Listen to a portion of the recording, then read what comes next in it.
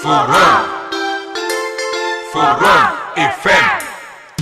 Radio Forum FM 105.8. Soyez les bienvenus à la radio Forum FM. Nous vous remercions, nos auditrices et auditeurs. Radio des droits de l'homme au service des auditeurs. Radio Forum FM, accueille des hospitaliers. Maxime Chassé vous aime bien. Droits de l'homme, c'est votre radio. Soyez à l'écoute aux émissions de droits de l'homme.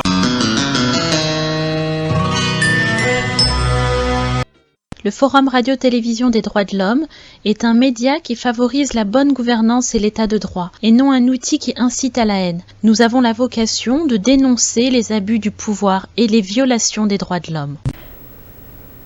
La démocratie en tant qu'idéal vise essentiellement à préserver et promouvoir la dignité et les droits fondamentaux de l'individu, à assurer la justice sociale, à favoriser le développement économique et social de la collectivité, à renforcer la cohésion de la société ainsi que la tranquillité nationale et à créer un climat propice à la paix internationale. La démocratie exige le libre exercice de certains droits, comme la liberté d'expression qui respecte autrui.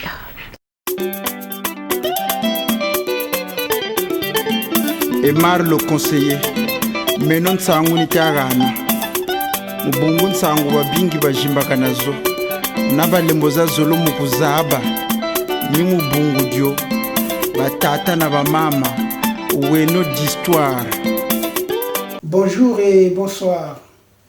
Nous allons passer au point 15 de l'évocation des 60 ans de l'indépendance du Congo. Cependant, avant d'attaquer justement ce point 15, j'aimerais mieux revenir sur le cirque qui va se dérouler à Madingu. À la veille donc de la énième ruse de Sassou Nguesso à Madingu, le fameux dialogue, rassemblement des corrompus, des corruptibles et des corrupteurs. Cette réunion est...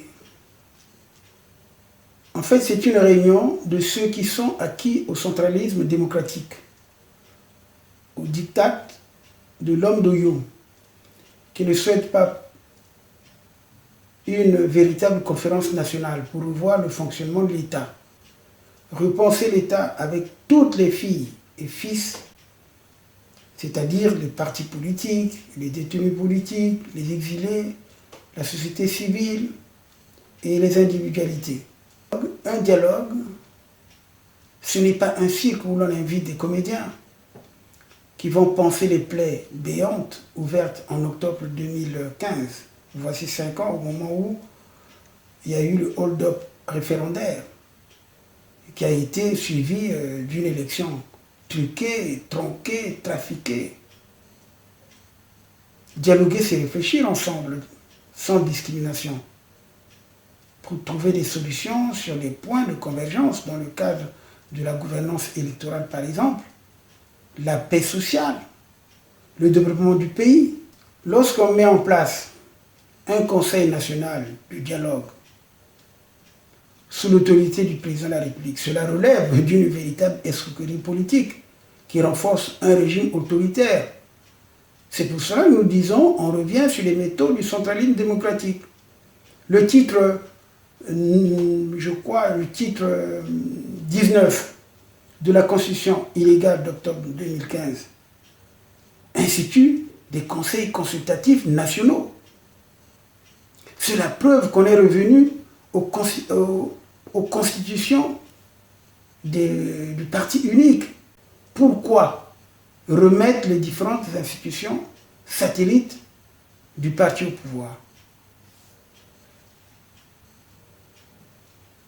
Ce ne sont pas des personnes qui soutiennent et admirent les méthodes du tyran Sassou, qui reçoivent des miches de pain dans leur bouche ouverte béante, qui vont régler les problèmes du pays dans cet environnement répressif et de terreur. Ce n'est pas la démocratie, Sassou. Ce n'est pas la démocratie.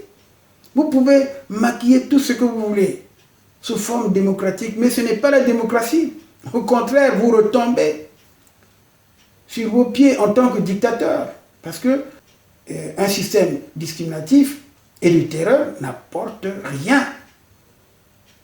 L'institution prévue par l'article 230, par exemple, de la Constitution que tu as imposé aux Congolais, prévoit plusieurs institutions.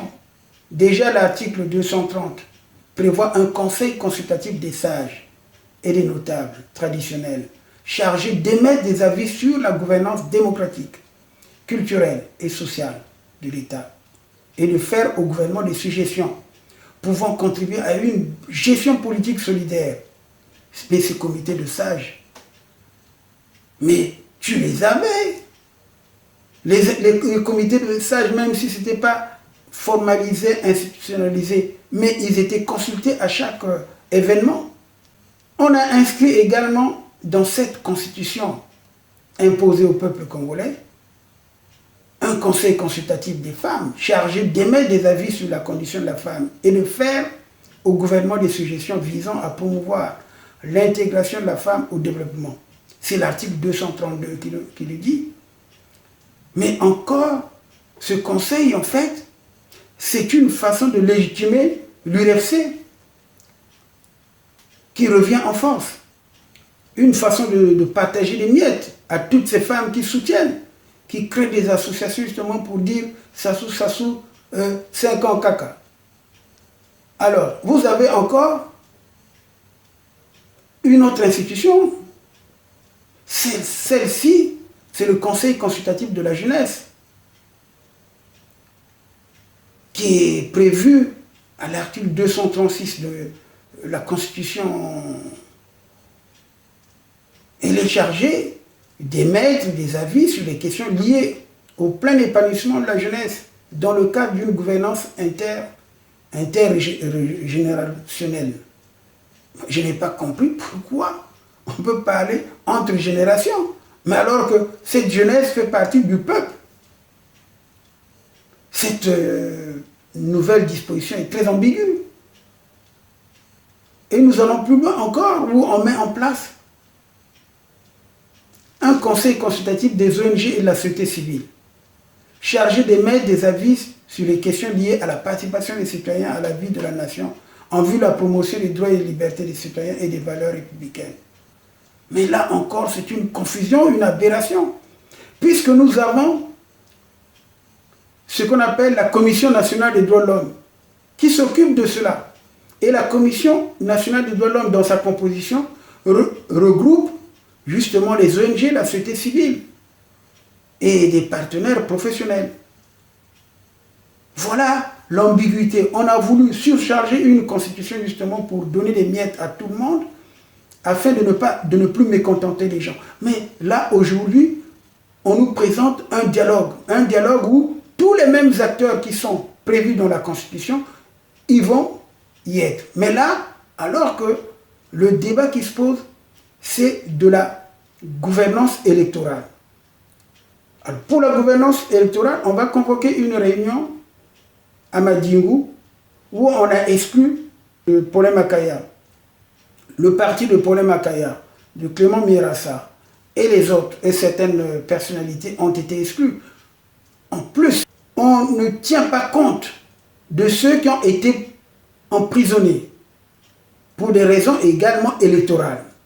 Je cite le général Jean-Marie Michel Moukoko, André Okombi Salissa.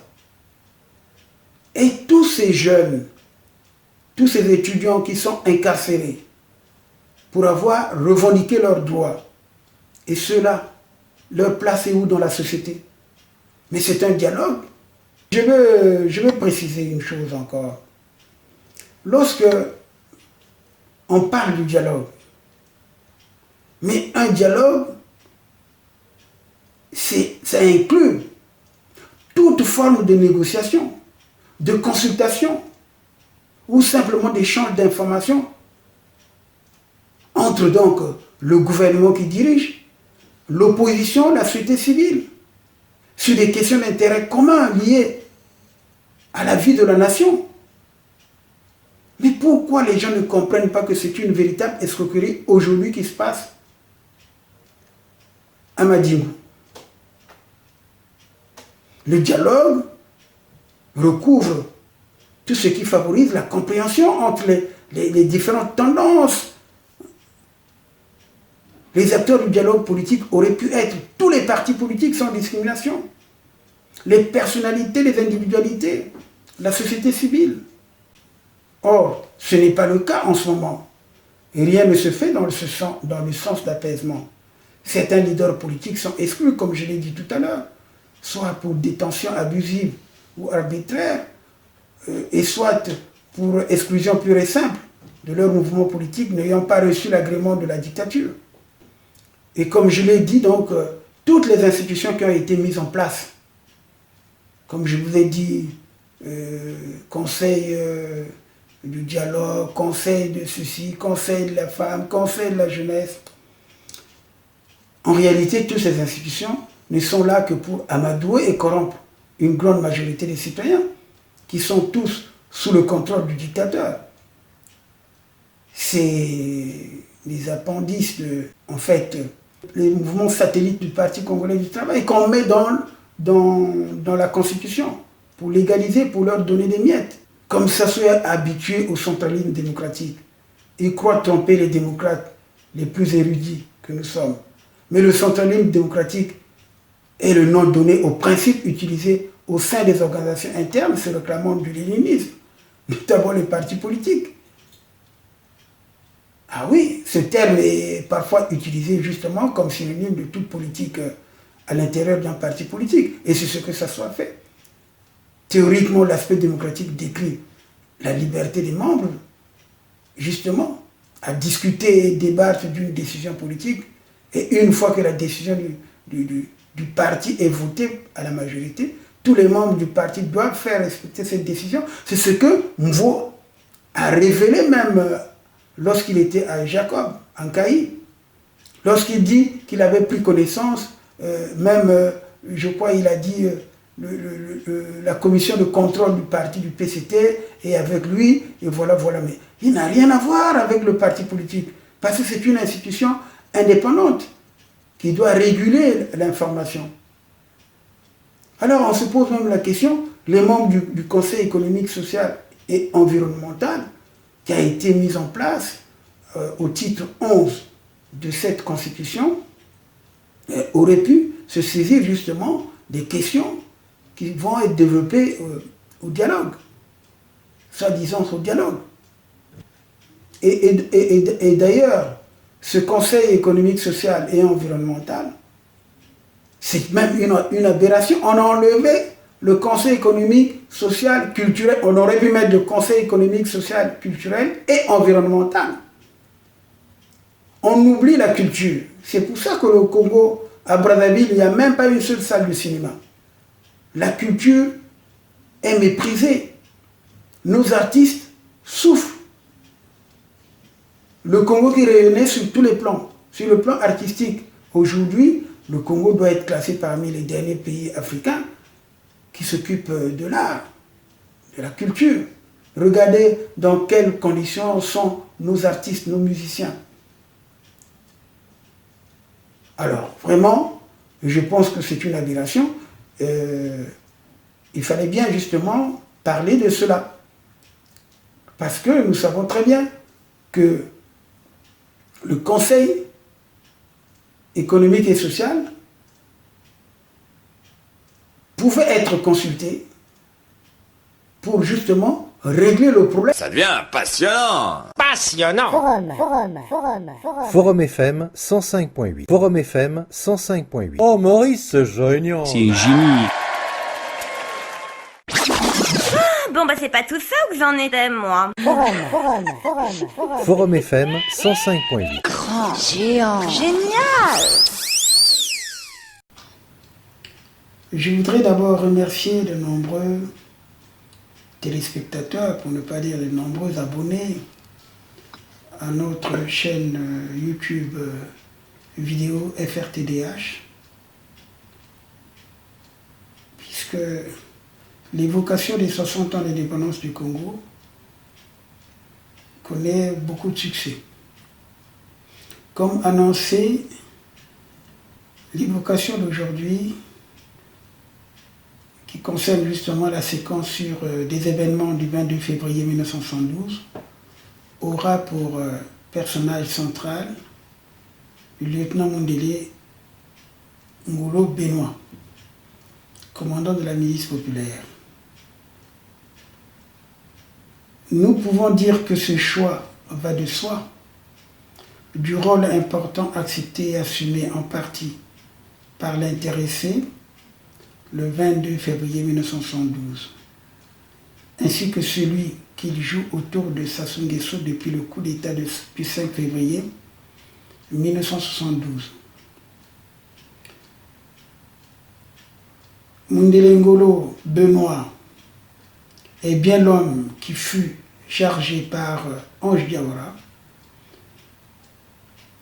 Jean-Baptiste Sikoko, Ambroise Nomazalaï, Bongo Camille, etc., de procéder à l'enlèvement des camarades suspects dans la nuit du 21 au 22 février 1972.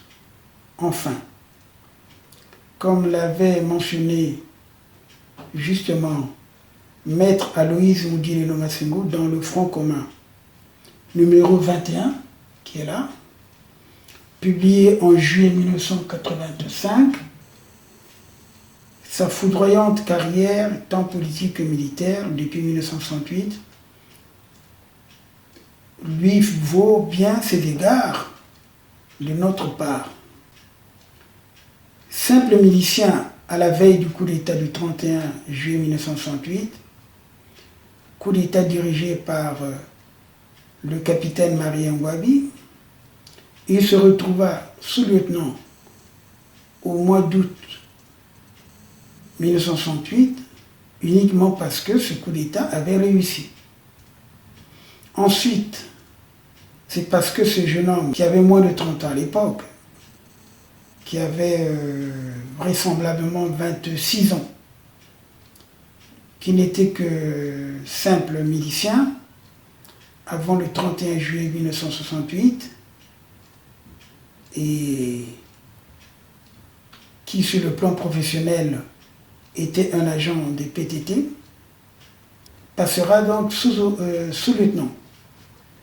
Donc, l'ex-sous-lieutenant Mundele Ngolo, après donc le coup d'État du 2 février 1972, retrouva miraculeusement son grade de lieutenant après le coup d'État du 5 février 1979, avant de porter tout aussi étrangement ceux de capitaine, commandant et lieutenant-colonel, colonel par la suite, jusqu'en 1991.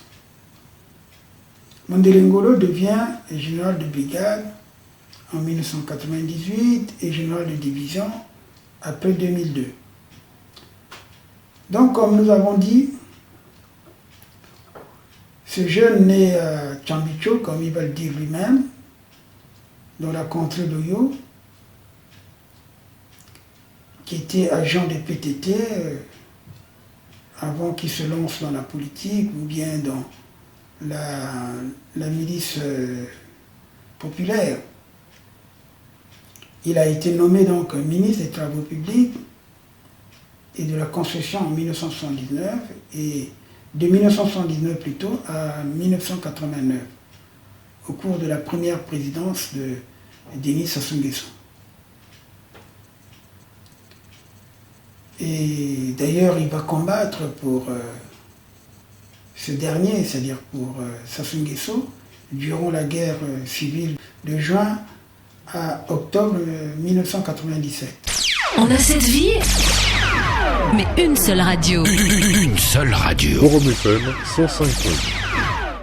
Je note également la justice congolaise ne l'a pas cité dans l'affaire dite du 4 mars 2012 pour témoigner dans la négligence de l'armée et de son rôle. Parce qu'en effet, Benoît Mundele Ngolo avait occupé de 1992 jusqu'en 1997 la fonction de directeur central des constructions et des fortifications des forces armées congolaises. Le gouvernement Lissouba avait confié donc cette mission à celui qui n'était encore que colonel pour réhabiliter les casernes et d'autres lieux, comme par exemple de revoir toutes les poudrières qui mettaient en danger la population. Hélas, l'enquête de Oko Ngakala, des Oba Blanchard, Oba... je ne sais pas comment, non, c'est pas Blanchard, c'est pas Oba Blanchard. Oba... Hélas, l'enquête des Oko Ngakala et des Oba et autres pantins de la justice, aux ordres, n'ont pas osé entendre ceux qui, en amont, ont provoqué la déflagration de l'intendance de Mpila. Et oui, Mundele Ngolo en fait partie, puisqu'il avait la clé du problème. Lorsqu'on dit que l'armée, les casernes, certaines casernes devaient être délocalisées pour les placer hors de la ville. Et lui, il avait cette mission de 92 à 97. Donc après la guerre de 1997, Benoît Mundele Ngolo est nommé conseiller spécial à la présidence de la République et il deviendra par la suite maire de Brazzaville en 1999, avant de devenir préfet du département de Brazzaville en février 2003. Il va de soi que nous aidons tout un chacun, surtout la nouvelle génération privée de ses réserves financières, pour son progrès, le développement, à connaître mieux ceux qui ont dirigé et dirigent encore actuellement le Congo avec Sassou. Soyez donc tranquilles. Pour ma part, j'apporterai mon témoignage sur mon action de 1998 au sein du Conseil national de transition, le Parlement justement provisoire de 1998 en 2002. Ensuite, au sein de la Commission nationale des droits de l'homme, qui était donc la première institution qui devait s'occuper du suivi des questions de la promotion et la protection des droits de l'homme, avant de me consacrer pleinement au groupe Forum Radio-Télévision des droits de l'homme que j'avais mis en place dès 2007 pour informer, éduquer et faire la promotion des loisirs, la culture, des différentes couches de la population, en vue d'accroître les connaissances principalement en matière des droits de l'homme. Et la Radio Forum avait également pour but de développer l'initiative, la responsabilité et la participation des citoyens à la vie nationale.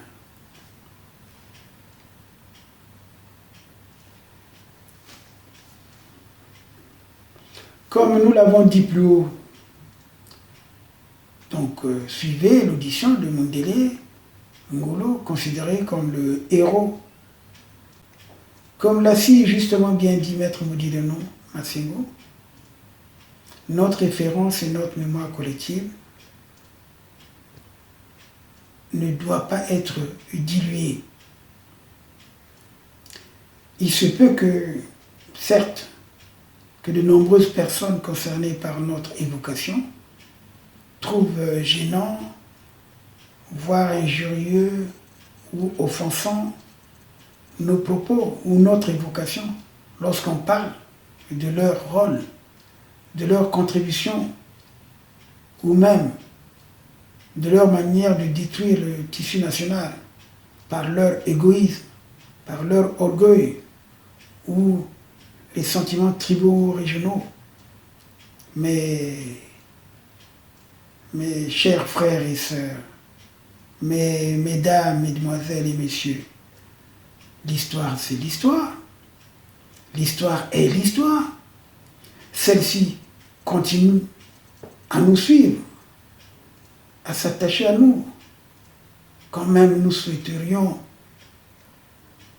qu'elle nous laisse en paix ou nous faire oublier par elle.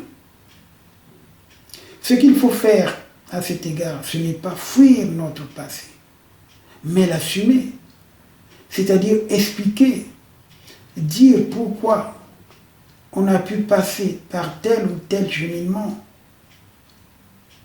changer même parfois de direction. Maître Moudile Massengo, comme Fulbert Yuru, qu'il a fait en 1966, lorsqu'il a quitté le pouvoir, il a publié un ouvrage qu'on appelle J'accuse la Chine, où il explique comment il a commencé la politique, ce qu'il a fait. C'est un livre historique, témoignage. Moudile va le faire également en 1975 lorsqu'il publie son ouvrage L'escroquerie idéologique. Et d'ailleurs, moi qui vous parle, je l'ai emboîté le pas en publiant en 2019, il y a bientôt une année, l'ouvrage L'autopsie d'un État totalitaire que vous voyez là. Crime d'un génocidaire, Sassou Nguesso accusé répondait. Et d'ailleurs, je vous signale qu'un autre Congolais va faire paraître un ouvrage au début 2021. Il s'agit du colonel Longhi Noël Emmanuel, ancien sous-officier de la gendarmerie congolaise, qui était à l'époque responsable de nombreuses enquêtes. Celui-ci va livrer son témoignage dans un ouvrage qu'il a intitulé Congo-Brazzaville, la violence du pouvoir. Et oui, tous les dirigeants et acteurs de la vie politique, sociale et économique devraient s'assumer dans ce qu'ils ont pu faire hier, dans ce qu'ils ont vu, dans ce qu'ils ont entendu, dans ce qu'ils connaissent, dans ce qu'ils sont et font aujourd'hui, et peut-être seront ou feront demain. Pour cela, il suffit d'avoir tout simplement un peu d'honnêteté et de courage, notamment sur le plan intellectuel. Bref, suivez donc l'audition de Benoît Moundélé Ngolo, qui va précéder celle d'autres. On a cette vie, mais une seule radio. Une seule radio. Forum FM 105.8.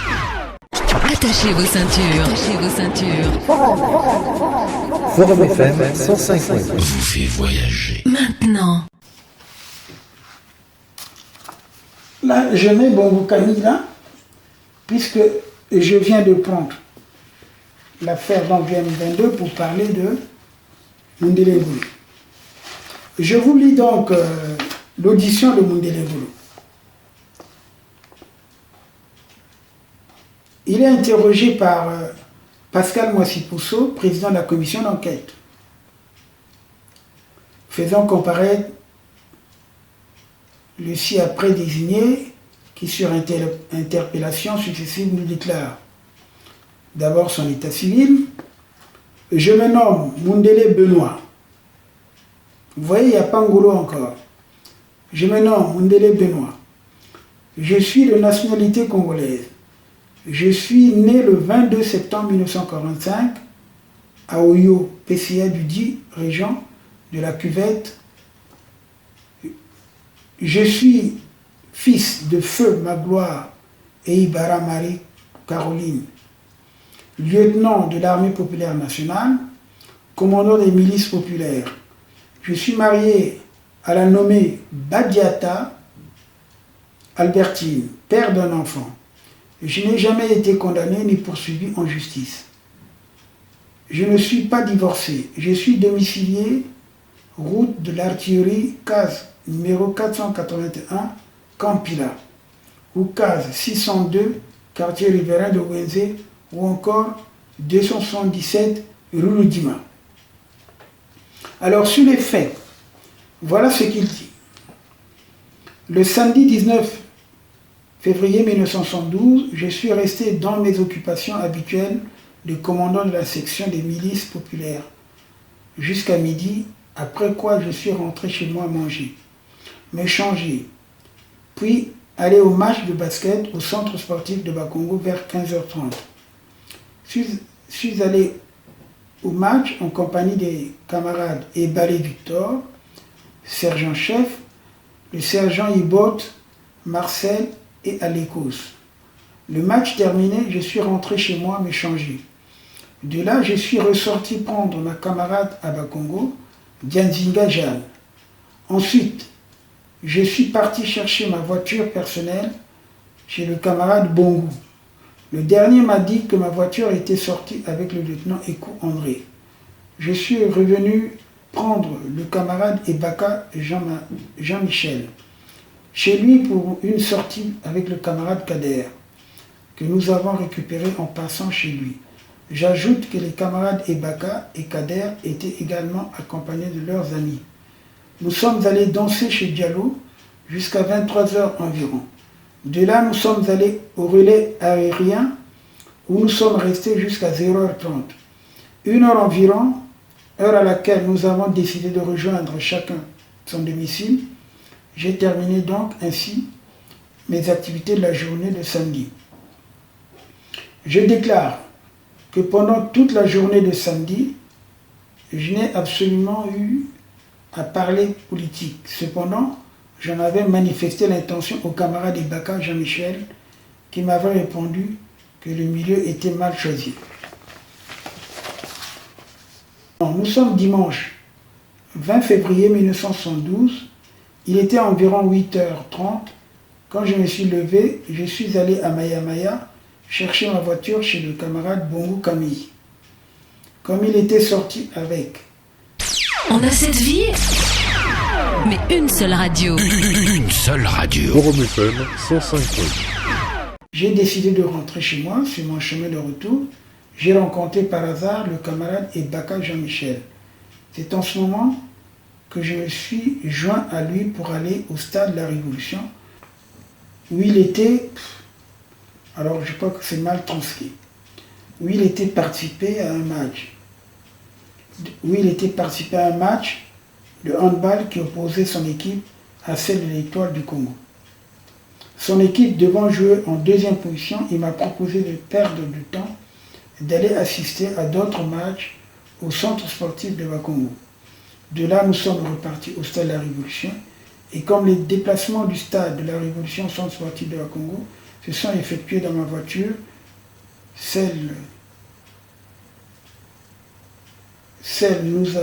alors il y a des phrases qui sont mal transcrites. Celle-ci nous a nécessairement mis en contact. Peut-être celui-ci nous a nécessairement mis en contact avec nous et nous a permis. Voilà. Celle-là nous a nécessairement mis en contact et nous a permis par conséquent d'avoir un entretien. C'est précisément à cette occasion que j'ai eu à discuter politique avec lui. Je lui ai parlé de la situation politique actuelle dans notre pays caractérisée par des rivalités personnelles.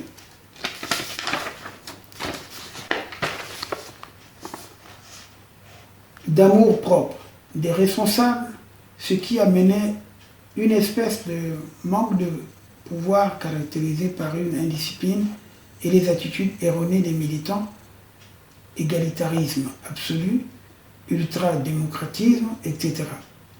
Le camarade Ebaka a partagé le même point de vue que moi, ce qui ne m'étonnait pas, d'autant plus que nous en avions déjà discuté en Roumanie. Après ça, nous sommes arrivés au stade, où je suis resté jusqu'à environ 10 minutes avant la fin du match. De là, je suis rentré chez moi, où après avoir mangé, je suis reparti à Maya pour prendre ma voiture. Une fois de plus,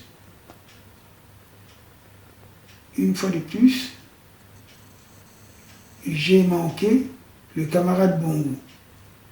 Je suis revenu chez moi aussitôt et j'ai dormi jusqu'au moment où un coup de téléphone du camarade Bongo m'a réveillé pour me prier d'aller chercher ma voiture.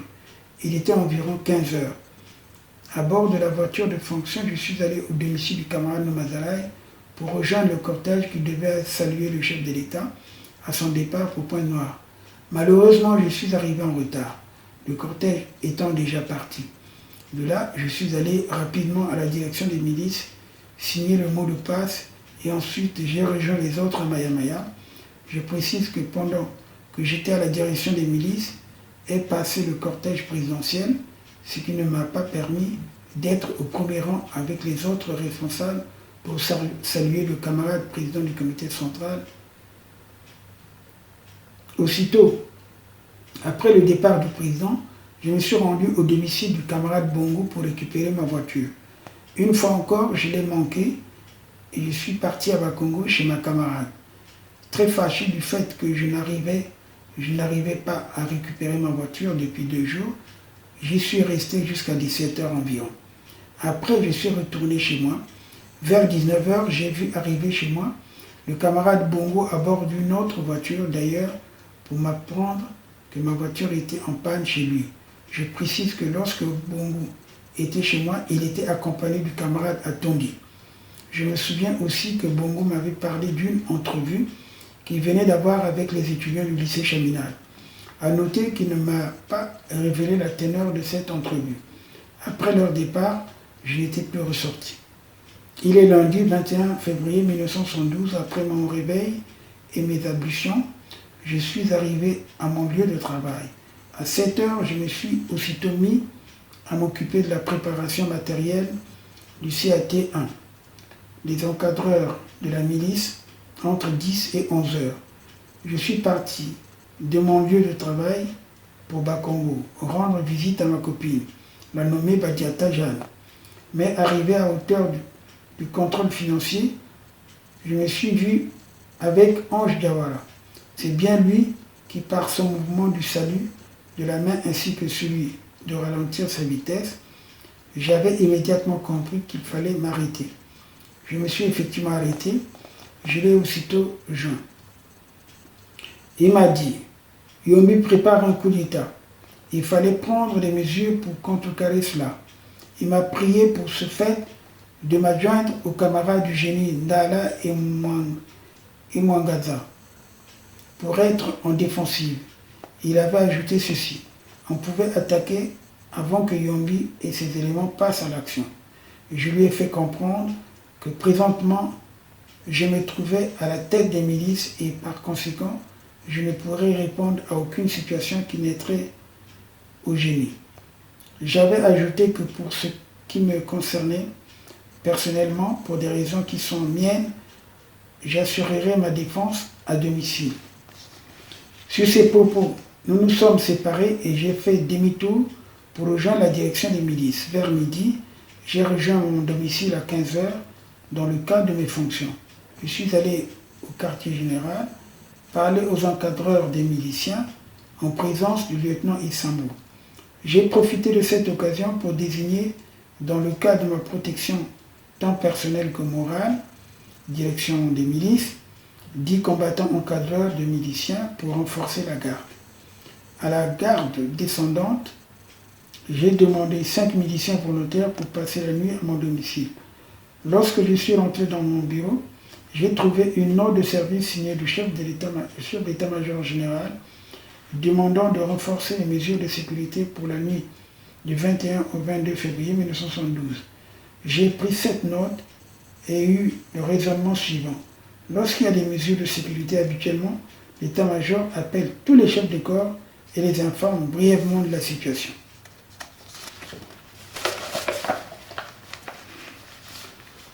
Ceci n'a pas été fait par le commandant Yombi. Ce que le camarade Diawara m'a dit ce matin est peut-être vrai. Je suis allé obéir dans l'intention de rattraper les miliciens avant la fin de leur entraînement. À mon arrivée, ils étaient déjà dispersés, mais j'avais réussi à donner des ordres à un responsable d'arrondissement 2, dont j'ignore le nom, pour faire appliquer cette note de service, à la suite de quoi j'ai vu le camarade Diawara et lui ai remis cette note. Je lui ai demandé s'il était au courant de cela.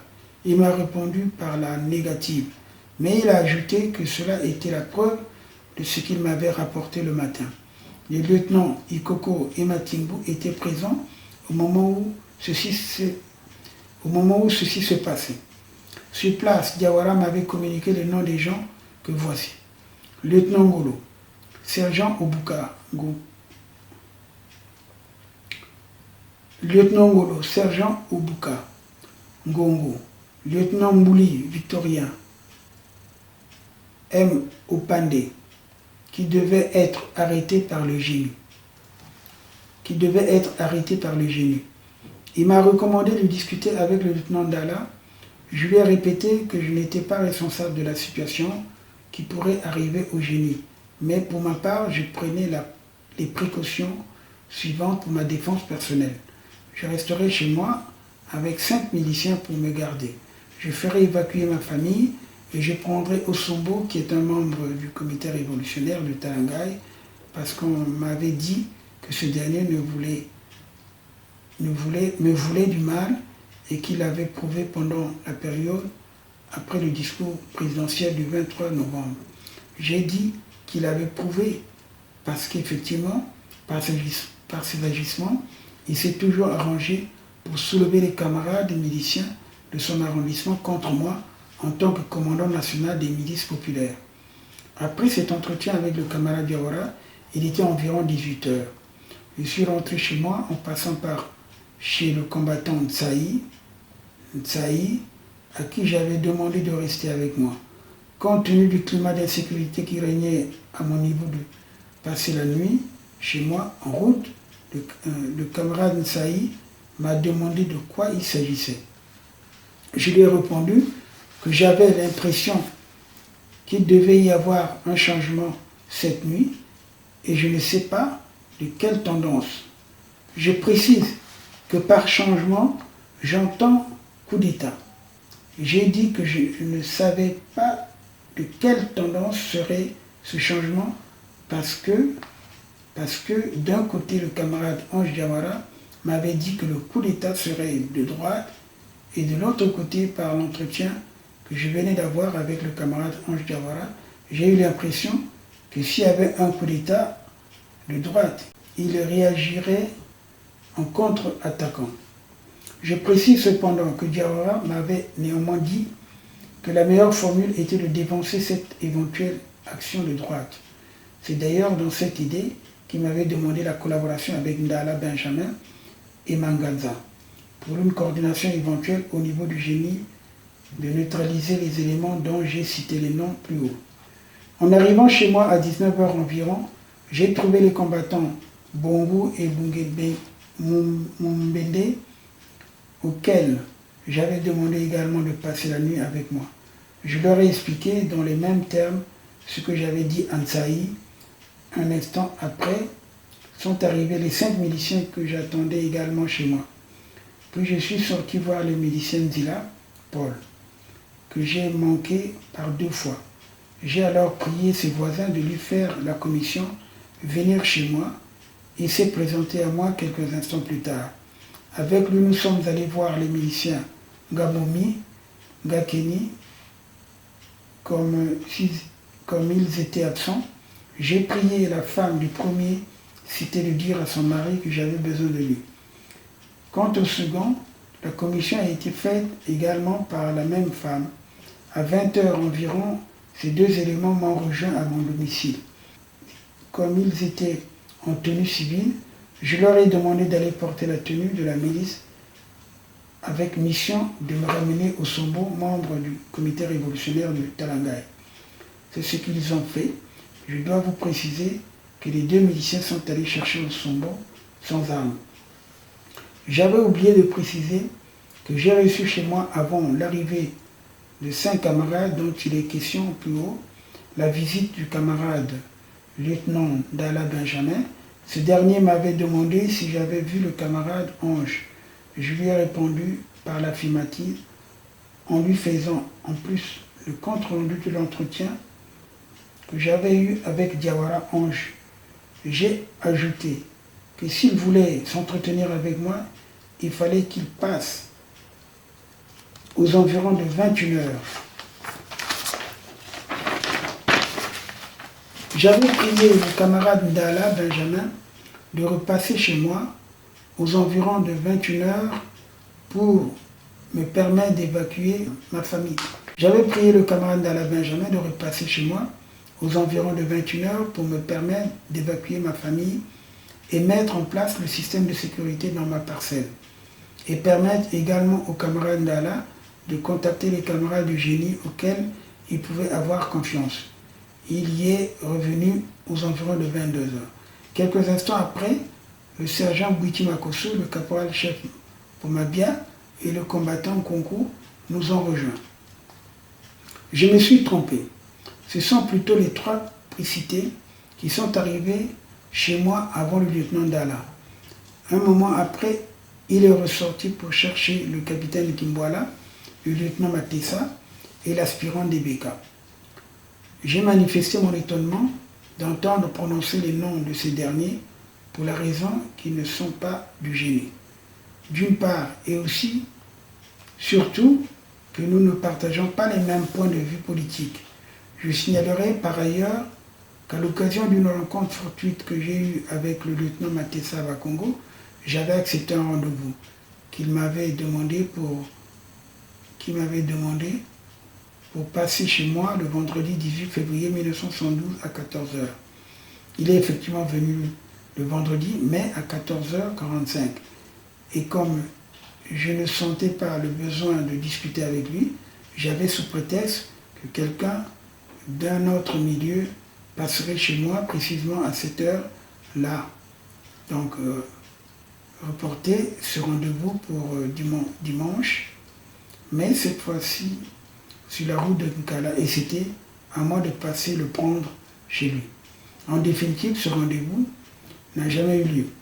Lorsque le camarade Ndala est sorti pour aller prendre les Ndebeka, Matessa et Kimboala, je suis parti à la direction des milices dire au sergent Atipo de prendre Osombo et de l'amener au CFM de Makala avec consigne de ne pas tout le brutaliser, de ne pas du tout le brutaliser. Le sergent Atipo l'a escorté devant moi et je suis resté à la maison avec les autres miliciens. Quelques minutes plus tard, sont arrivés les Matessa et Kimboala sans Ndebeka. Ils nous ont demandé, Ndala Manganza et moi, de les introduire à l'escadron du régiment blindé en passant par la porte du derrière qui donne sur les deux compagnies de combat du génie. J'ai refusé. Une discussion s'est engagée, discussion pendant laquelle je leur ai fait comprendre que ce n'était pas ma mission. Mais comme j'ai cru percevoir à travers leurs propos un manque de courage de ma part, j'ai dû les accompagner. Nous sommes entrés à l'intérieur du régiment blindé de la manière suivante. Ndala, Kimboala et moi par la porte de derrière et à pied, tandis que Mangaza et Matessa par la route centrale, par la porte centrale et à bord d'un Land Rover. Avant d'entrer, ces derniers se sont fait arrêter par le lieutenant Ngolo qui faisait une patrouille à pied avec deux combattants. Manganza s'est présenté. Le lieutenant Ngolo a laissé passer le Land Rover sans se rendre compte qu'à bord de ce véhicule se trouvait le lieutenant Matessa. Quand nous nous sommes retrouvés au génie, une discussion s'est engagée.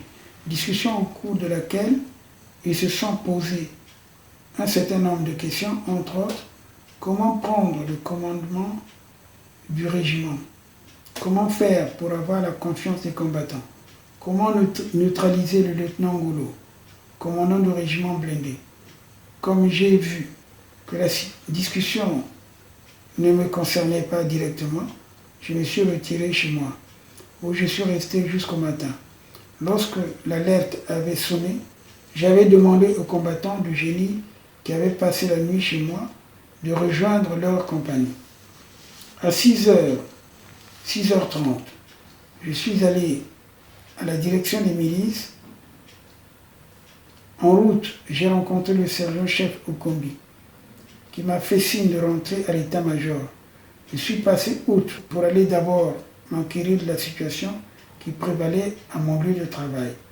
Là, j'ai trouvé beaucoup de miliciens, des sections spéciales, qui étaient en train de percevoir l'armement de la part de ces sergents Atipo et le caporal Ntsiba.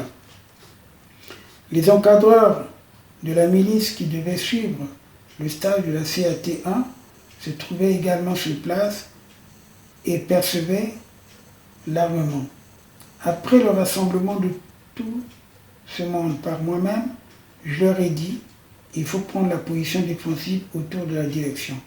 Après quoi, je suis retourné dans mon bureau. Ensuite, j'ai écouté la radio dans mon bureau jusqu'au moment où est passée la déclaration du président de la République qui disait qu'un certain nombre de membres du comité central, en l'occurrence les camarades Nzé, Moudi Leno et Kamba Elombe, et Lopez étaient arrêtés et le capitaine Masiposo gardé à vue à domicile, tandis que le capitaine Kouboula, qui était parti tenter de prendre le commandant de régiment blindé, était maîtrisé et arrêté. Devant cette situation, il s'est créé dans mon esprit une confusion, ce qui m'a obligé d'envoyer le caporal-chef Ntsiba, Samuel, à l'état-major général pour se renseigner sur la situation du moment. Le caporal-chef m'a dit à son retour qu'il avait vu le capitaine Douté, qui lui avait dit qu'il fallait que j'aille moi-même. Mais la confusion qui régnait toujours à mon esprit avait fait naître en moi une peur qui ne m'autorisait pas d'aller là-bas, d'autant plus que je sentais nettement que je n'avais pas la confiance du chef d'état-major général. C'est alors que j'ai dit au sergent Atipo de s'informer sur la situation du BIB.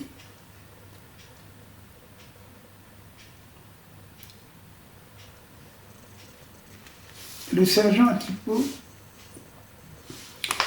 Atipo avait envoyé le combattant Bouni Makosso qui avait ramené les renseignements suivants. Une compagnie du BI commandée par le lieutenant Matingo avait progressé en direction de la voie de la Révolution où ils avaient rencontré un élément de GA qui leur avait dit qu'ils n'étaient pas là pour se battre entre eux, à la suite de quoi le BI a occupé la voie de la Révolution. J'avais également envisagé d'envoyer quelqu'un se renseigner au GAP, mais le combattant Mbou m'avait dit qu'il revenait de là et que la pénétration y était difficile. Pour cette raison, je n'ai plus rien fait. Aux environs de 11 heures, je me suis rendu au BI pour me renseigner sur la situation générale et plus particulièrement auprès de Ange Diawara. Il m'a dit que l'état-major avait donné ordre. L'état-major avait donné ordre au régiment blindé d'attaquer la voie de la Révolution. Pour éviter qu'il ait heure entre BI et le RB, Diawara m'a précisé qu'il a donné ordre aux éléments du BI qui avaient occupé la voie de la Révolution de réintégrer leur camp. Cet ordre devait être exécuté par le lieutenant Matingo qui se trouvait avec nous au domicile sur le nom Ikoko.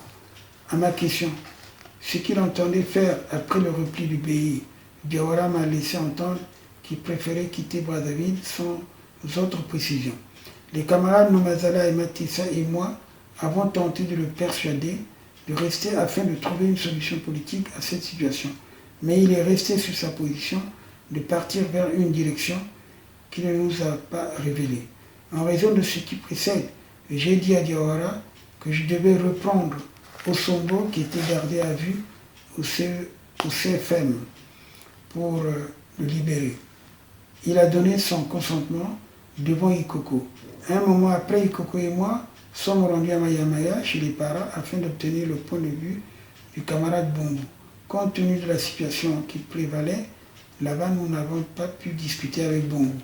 Nous sommes retournés au domicile du lieutenant Ikoko où je l'ai abandonné pour rejoindre enfin mon lieu de service où étant, j'ai ordonné au sergent-chef Malonga, Gaspard, d'aller prendre Osombo au CFM pour lui donner sa liberté. Lorsque nous sommes revenus de Mayamaya, nous avons trouvé le lieutenant Diawara au domicile d'Ikoko en train de faire ses préparatifs de départ. Je précise que j'avais remis au sergent-chef Malonga un mot qu'il devait présenter au responsable du CFM pour qu'Osombo soit remis sans difficulté. Au moment où je m'apprêtais à suivre le sergent-chef Malonga, qui ne revenait pas, est arrivé ce dernier sans Osombo en me disant qu'il avait vu le sous-lieutenant Boko, responsable du CFM, qu'il avait invité à l'attendre devant le BI. Le sous-lieutenant Boko n'étant pas venu au BI, Malonga a décidé de rejoindre la direction des milices populaires où il m'a rendu compte de sa mission. Un moment après, je suis allé chez moi pour dire aux miliciens qui assuraient la sécurité à mon domicile de rejoindre leurs camarades à la direction. Avant d'atteindre mon domicile, j'ai été interpellé par les policiers qui m'ont invité à les suivre à l'état-major général. Au lieu de me rendre directement à l'état-major, je suis parti à la direction des milices en passant pour la direction. Et à la direction des milices, j'ai vu venir les mêmes policiers qui m'ont en fait conduit à l'état-major général. Je connaissais l'existence de ce coup d'État depuis le discours du 23 novembre 1971. C'est en discutant avec Diawara que j'ai su que ce dernier devait préparer un coup d'État. Il m'a spécifié que la situation économique du pays n'était pas bonne et qu'il y avait du tribalisme et qu'on écartait les cadres révolutionnaires de la direction du pays. J'étais contre le coup d'État que préparait Diawara. J'ai dissuadé Diawara en lui conseillant de résoudre le problème au sein du parti. D'autre part, j'ai tenté par plusieurs fois d'avoir les audiences auprès du chef de l'État ou du chef d'état-major général pour leur en parler.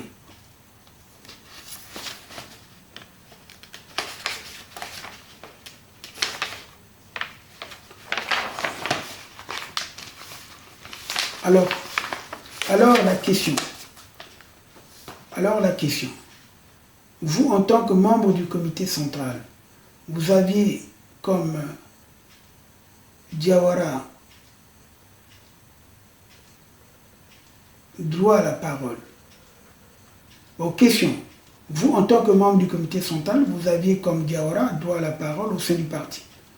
Avez-vous un seul instant parlé de ce problème au cours d'une réunion avec les autres membres du parti? Réponse de Mondele Golo. Je n'ai pas dénoncé ce coup d'État. Alors une autre question. Quelle a été votre réaction quand vous avez appris d'une part que la radio était occupée, d'autre part que certains camarades membres du comité central avaient été enlevés par le BI commandé par Ange Diawara? Réponse de Mondele Golo. J'étais mécontent car je lui avais dit que cela n'était pas la meilleure façon de résoudre les problèmes au sein du parti. Une autre question.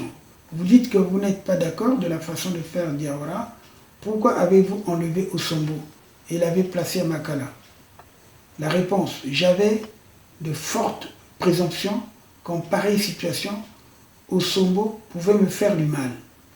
Une autre question. N'étant pas d'accord avec les organisateurs du coup d'État, pourquoi avez-vous livré au sous-lieutenant Ikoko 110 pistolets mitrailleurs et 4 fusils mitrailleurs? Réponse. Je ne reconnais pas avoir donné au sous-lieutenant Ikoko cette quantité d'armes. Néanmoins, je reconnais avoir donné 15 AK par l'entremise du caporal chef Nzombo. Une autre question. Reconnaissez-vous avoir participé de loin ou de près à ce coup d'État? Réponse. Oui. Je reconnais parce que, premièrement, j'ai remis des armes à Ikoko. Deuxièmement, parce que j'ai été avec les lieutenants Dala et Mangaza, accompagner le capitaine au régiment blindé. Une autre question. D'après vous, quels étaient les véritables organisateurs de ce coup d'État? Pour moi, les organisateurs de ce coup d'État manqués sont Diawara, Ikoko et peut-être aussi Matumba Mpolo.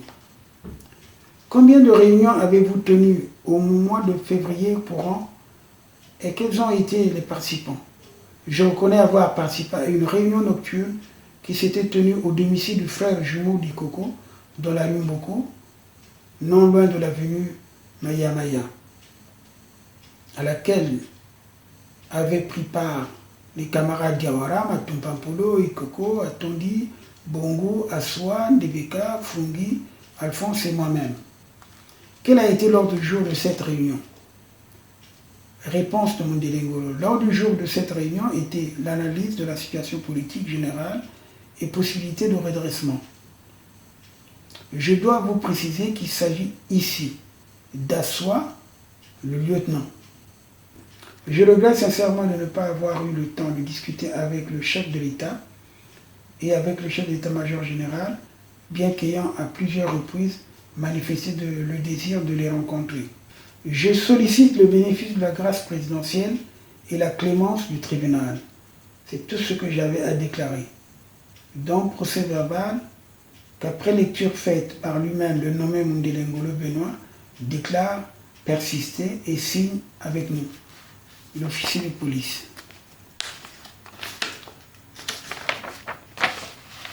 Alors nous allons donc passer à une autre audition. Il s'agit de Ngoma Etienne qui se présente donc. Je me nomme Ngoma Etienne.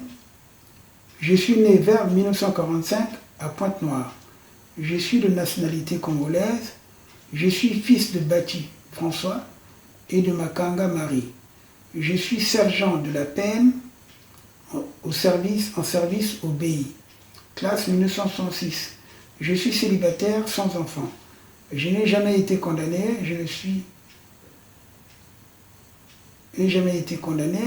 ni décoré, ni pensionné. J'ai le niveau d'instruction de la classe de 4e. Alors, sur les faits, Ngoma Etienne déclare ceci.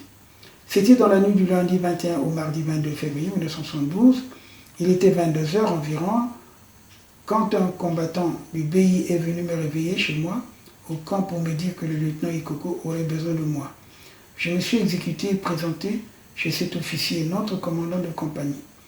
Devant lui, il me fait connaître qu'en ce moment, il y a carence de chauffeurs si je pouvais conduire la Land Rover du commissariat politique à l'armée pour effectuer une patrouille. J'ai accepté. À bord de celle-ci prenait place le sous-lieutenant Ekobo comme chef de bord. D'autres combattants étaient assis derrière. Nous sommes sortis de la caserne en empruntant l'itinéraire suivant. L'arrondissement 1, l'arrondissement 2, le rond-point du Metz, la gare, l'escadron, l'escadron blindé. Et après les sommations de la sentinelle, le sous-lieutenant Ekobo s'est présenté et on nous a autorisé l'entrée. Nous sommes allés nous garer en face du PC du lieutenant Ngolo, que nous avons trouvé debout et armé.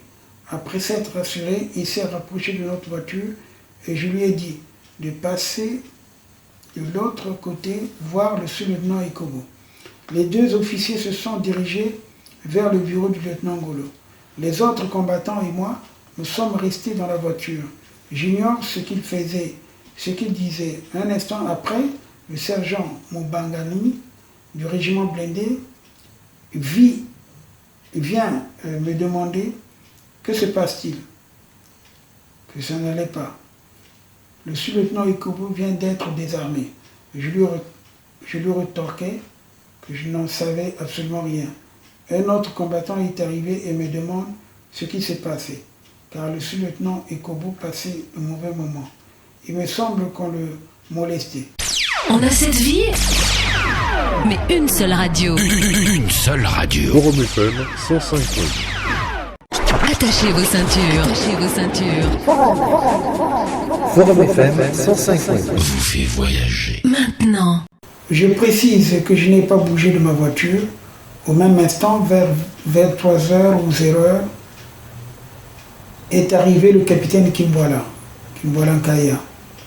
Comme les combattants s'étaient groupés autour des lieutenants, le capitaine Kimwala intervient, sconde la devise du parti et déclare « Au nom de la Révolution, à partir d'aujourd'hui, le régiment blindé me revient. Faites-moi arrêter le lieutenant Ngolo, mais les combattants n'ont pas obéi aux ordres du capitaine Kimwala. L'inverse s'est produit. Le lieutenant Ngolo maîtrise à l'aide de quelques combattants, le capitaine Kimbwala. Ensuite, le lieutenant Golo ordonne de saisir les éléments de la patrouille et d'immobiliser notre véhicule. En attendant cela, j'ai riposté. Craignant d'être battu, j'ai démarré en arrachant la chaîne du portail. Les gardes ont tiré sur moi sans m'atteindre. J'ai regagné directement le BI où j'ai expliqué au lieutenant Ikoko les incidents que je venais de vivre. Comme réponse, ce dernier me dit que nous verrons tout cela après. Et au même moment, l'alerte sonnait. Je me suis présenté au rassemblement de la compagnie. J'ai rapporté cette nouvelle aux copains de ma camarade, aux copains de ma compagnie, en attendant les ordres puisqu'il y avait alerte. Vers 6 heures, le lieutenant Diawara s'est amené à rassembler tout le bataillon en présence de tout le monde. Il nous fait savoir que la révolution est en danger. La droite veut prendre le pouvoir et qu'il faut être prêt à sauvegarder le drapeau rouge. Notre mission est d'aller occuper la voie de la révolution afin qu'elle ne soit pas prise par les éléments de droite. Ainsi, le lieutenant Matingu a reçu une mission de s'installer avec quelques éléments au PC de la radio. Quant à nous autres, notre rôle concernait la sécurité immédiate du camp. Je n'ai eu à participer à aucun autre mouvement, à l'exception de ce que je viens de relater. Lecture faite par lui-même, déclare Persisté Essine, l'officier de police. Et il faut noter ceci. Je viens de la défense civile de Pointe-Noire et je vous précise qu'en fuyant de l'escadron blindé, j'avais à bord le combattant Ipenga et non le sous-lieutenant Ndebeka. J'étais venu de Pointe-Noire à Brazzaville suivre un stage de commandement de compagnie dirigé par les Cubains. Pendant le mouvement du 31 juillet 1968, j'ai été retenu ici et placé à la disposition du BI jusqu'à présent. Nous allons passer à l'audition du nommé Kinsango Rubin. Alors, Kinsango Rubin comparé sur son identité. Je me nomme Kinsango Rubin, je suis de nationalité congolaise, je suis né en 1942 à Nyanga, Moussendiou. Je suis fils de Madungu Émile, Eli Moussomo Elisabeth. Je suis marié à Malengue Marie. Je suis père de 2 enfants, je suis caporal-chef en service au BI. Je n'ai jamais été condamné ni poursuivi en justice. Je suis de la classe 1962. Alors sur les faits, Kinsango déclare ceci. J'habite au camp du BI et je travaille au centre d'études et de formation militaire situé à la cité Matsinu.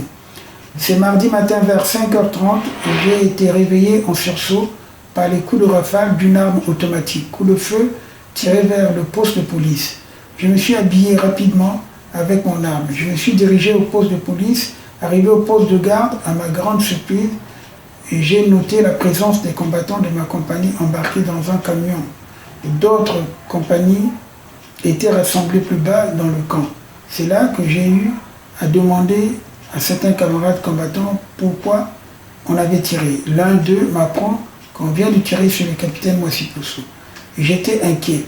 Le sergent-chef Bazinga, mon chef de section, m'ayant aperçu, m'a contraint de monter également dans le grand camion sans me dire où on allait. J'ai obéi. Le camion démarre en direction du lycée au lieu d'aller au CFM, où nous avons l'habitude de travailler. Arrivé entre les stations Total et Mobilwall, le véhicule nous débarque. Le lieutenant Matimbu, qui était monté dans une jeep militaire, est descendu et donné des instructions au sous-lieutenant Boko. De là, le sergent-chef Bazinga a eu les ordres de conduire par équipe l'ensemble de la compagnie vers la radio, où nous progressions en direction de la télévision.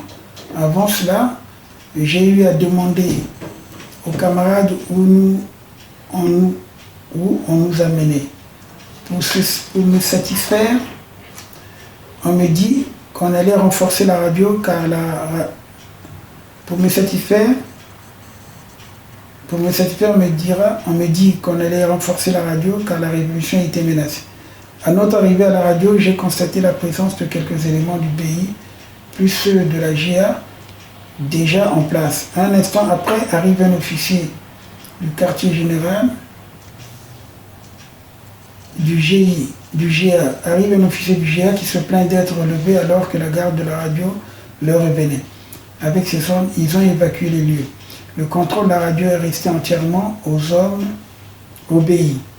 Toujours inquiet, et j'ai redemandé au lieutenant Boko quelle était exactement notre mission et qu'est-ce qu'on faisait à la radio.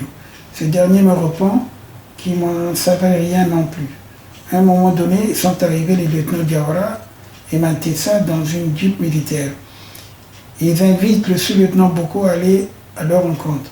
Après un bref entretien, le lieutenant Mantessa sort de la voiture et se dirige à l'intérieur de la radio. Il est ressorti pour dire au lieutenant Diawara qu'on a refusé de lui céder le micro. Le lieutenant Diawara pique une crise et s'amène avec l'élément qui l'accompagnait pour venir se saisir du sergent Olanzombo. Ces militaires l'ont malmené et conduit dans la jeep. Et j'ai eu à intervenir qu'on ne le malmène pas. J'ignore ce qu'on a fait de lui au cours du trajet, mais j'ajoute que plus tard, je l'ai revu au coin du pays, sans armes et sans ceinturon. Pendant que le lieutenant Mantessa faisait la lecture de son communiqué, je me trouvais dehors, je ne comprends rien de cette situation, toujours inquiet. Je me suis rapproché du sous-lieutenant Boko pour m'informer. Celui-ci me répliquait la même chose. Alors, je me suis révolté contre lui et voulais regagner la caserne. Mais de peur qu'on me tire un coup de fusil dans le dos, j'étais contraint d'y rester car ce dernier m'empêchait de sortir. Le même camion qui nous avait transportés le matin est passé plein de combattants vers le BI, en nous disant qu'il fallait réintégrer le camp. Quelques instants après, il revient, nous embarque en direction du BI. Arrivé au bataillon, on a été rassemblés, puis conduits dans une salle d'études. Le lieutenant Nzambila avec les membres du comité révolutionnaire nous entretiennent. Prenant la parole, le lieutenant Nzambila nous explique que la situation s'améliore, le comité révolutionnaire et la cellule du parti en sont garants. Ces renseignements nous ont semblé fous. Aussi a-t-il demandé un complément d'explication, mais sa réponse demeure obscure. Il ordonna la réintégration des armes dans le magasin. Les mariés pouvaient se rendre chez eux. Voilà donc cette partie, et nous allons poursuivre l'évocation la prochaine fois au point 16. Merci. Simplement www.org.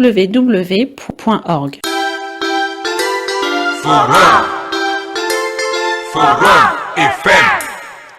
Radio Forum FM 105.8. Soyez les bienvenus à la radio Forum FM. Nous vous remercions, nos auditrices et auditeurs. Radio des droits de l'homme au service des auditeurs. Radio Forum FM, la quête hospitaliers. Nous émettons 24 heures sur 24. Pour nous capter sur Internet, il suffit de taper tout simplement www.frtdh.org. Je répète, frtdh.org.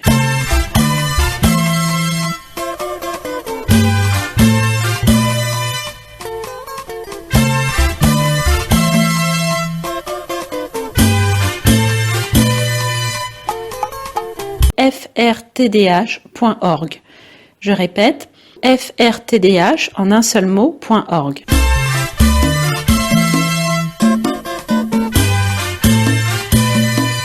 Elle fait fondre les graisses, tomber les kilos. Forum. 0% de matière grasse, 100% tube. Forum FM 105.8. On a cette vie, mais une seule radio. Une seule radio. Forum FM 105.8. Avant la radio, c'était ça. Maintenant, il y a Forum. Forum FM, enfin la radio. Forum 105.8, la radio des droits de l'homme, Forum FM.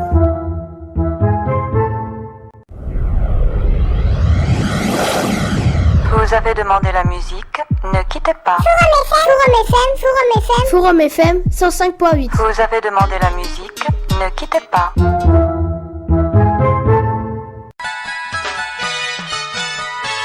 Forum FM, radio de moi, allô, radio de toi, allô, radio de vous.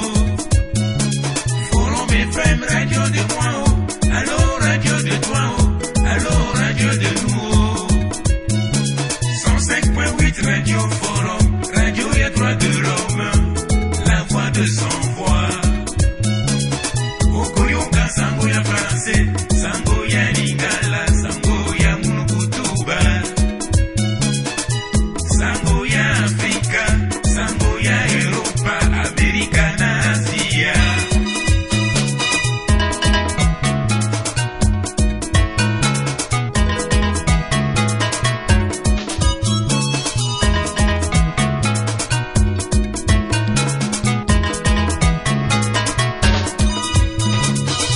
PDG Masengo Chia c'est papa, Doku Missy Olé.